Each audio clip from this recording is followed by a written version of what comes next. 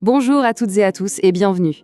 Aujourd'hui, on s'attaque à un sujet majeur, la vente dans un cadre omnicanal. Le client de nos jours, il est partout, en magasin, sur son smartphone, sur son ordinateur. Alors, la grande question, c'est comment réussir à lui vendre quelque chose? C'est tout le défi qu'on va relever ensemble. On va voir comment maîtriser cette compétence qui est devenue franchement indispensable pour quiconque veut faire carrière dans la vente. Allez, on plonge directement dans le vif du sujet avec la question que tout le monde se pose. Comment on s'y prend pour vendre à un client qui peut être sur le site web, dans le magasin et sur l'appli mobile, parfois en même temps? C'est un sacré casse-tête, mais on va voir qu'il y a des solutions. Pour y voir plus clair, voici notre plan de bataille. D'abord, on va poser le décor. Le client est partout. Ensuite, on parlera de la révolution omnicanale. Après ça, on essaiera de se mettre dans la tête du client pour décrypter son comportement. On enchaînera sur les étapes concrètes de la vente. Et pour finir, on mettra tout ça en application avec un cas pratique. Prêt? C'est parti! On commence donc par comprendre ce nouveau terrain de jeu. Fini le temps où tout se passait en magasin. Aujourd'hui, les frontières entre le shopping physique et le shopping en ligne, elles ont complètement explosé. C'est un tout nouveau champ de bataille commerciale. Alors, face à ce client qui papillonne d'un canal à l'autre, quelle est la stratégie gagnante? La réponse tient en un mot, omnicanal. C'est une véritable révolution et on va voir tout de suite ce que ça signifie concrètement. Alors, l'omnicanalité, qu'est-ce que c'est? C'est bien plus que juste avoir un site web et un magasin. C'est une stratégie globale. L'idée, c'est d'offrir une expérience client qui soit totalement intégrée, fluide, sans la moindre anicroche, peu importe que le client soit sur son téléphone, en boutique ou sur son ordinateur. Et là, attention à ne pas confondre deux termes, multicanal et omnicanal. Dans le multicanal, les canaux existent, mais ils ne se parlent pas. C'est comme des mondes parallèles. L'omnicanal, au contraire, c'est la synergie. Tout communique, tout est lié pour créer un parcours client complètement fluide, sans aucune couture. Pour que ça marche, une bonne stratégie omnicanal repose sur 4 piliers solides.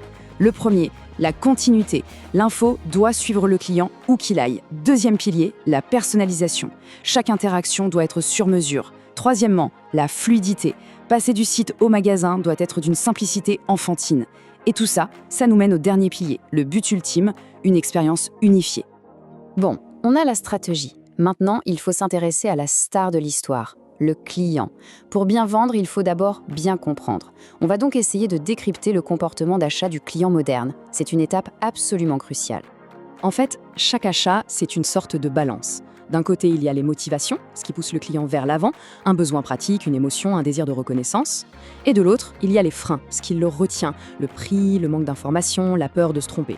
Notre job, c'est de faire pencher la balance du bon côté.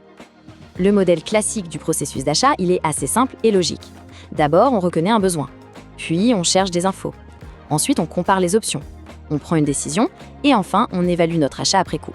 Ça, c'est la théorie. Sauf que dans le monde omnicanal, la réalité est bien plus chaotique. Et ça, c'est le point clé. Le client moderne ne suit plus du tout cette ligne droite. Il peut commencer par l'étape 3, revenir à l'étape 2, sauter des étapes.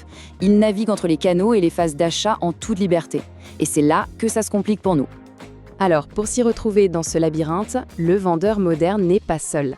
Il a un véritable arsenal d'outils digitaux pour aider. Ces outils sont devenus de vrais super-pouvoirs. Et parmi ces outils, on voici 2 qui sont incontournables. Le CRM, ou la gestion de la relation client, c'est un peu le cerveau central. Il stocke tout l'historique du client. Et à côté, on a le catalogue numérique. Ça permet d'avoir en temps réel toutes les infos sur les produits directement sur une tablette. Ensemble, ils donnent une vue à 360 degrés, indispensable. D'accord, on a la stratégie, on comprend le client, on a les outils. Maintenant, passons à la pratique. Comment on mène une vente de A à Z dans ce contexte? C'est ce qu'on va voir avec ce guide pratique. Mais avant de parler technique de vente, revenons à la base de la base, la communication. 3 choses à maîtriser sur le bout des doigts. L'écoute active, on écoute pour comprendre, pas juste pour répondre.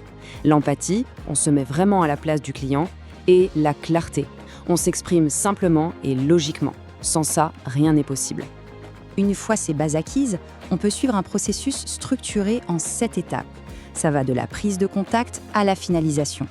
Entre les deux, on a des phases cruciales comme la découverte des besoins, l'argumentation, la gestion des objections et bien sûr les ventes additionnelles. C'est notre fil rouge, quel que soit le canal. Allez, assez de théorie. Le mieux, c'est de voir comment tout ça s'articule dans la vraie vie. On va donc suivre ensemble le parcours d'achat d'une cliente fictive, Madame Dupont. Regardez son parcours. Lundi, elle repère un canapé en ligne. Mercredi, elle prend rendez-vous via l'appli pour le voir en magasin. Sur place, le vendeur qui connaît déjà son projet lui fait une démo et elle achète. Le samedi, elle suit la livraison sur son téléphone. Et la semaine d'après, elle reçoit un petit mail de suivi. Vous voyez, tout est parfaitement fluide et connecté. Alors, qu'est-ce qu'on retient de ce cas pratique? 3 choses essentielles. Primo, l'historique client partagé a permis au vendeur d'être pertinent tout de suite. Deuxio, l'argumentation a été adaptée à ce parcours spécifique. Et tertio, la fluidité entre les canaux a été totale. C'est ça, la magie de l'omnicanal bien exécutée. Donc pour résumer, si on devait retenir quelques chiffres, il y aurait d'abord le 3. 3 canaux principaux à maîtriser et à faire communiquer entre eux. Le magasin, le web et la vente à distance. Ensuite, il y a le chiffre 7. Comme les 7 étapes clés du processus de vente. C'est la méthode qui nous guide, notre colonne vertébrale, pour ne jamais se perdre en route. Et enfin, l'objectif ultime, 100%. C'est le pourcentage de fluidité et de cohérence qu'on vise pour offrir une expérience client totalement unifiée, sans la moindre rupture. C'est l'obsession de tout bon vendeur omnicanal. Voilà, on a fait le tour. Maîtriser l'omnicanal, ce n'est pas juste une ligne de plus sur un CV. C'est vraiment ce qui va faire la différence sur le terrain demain.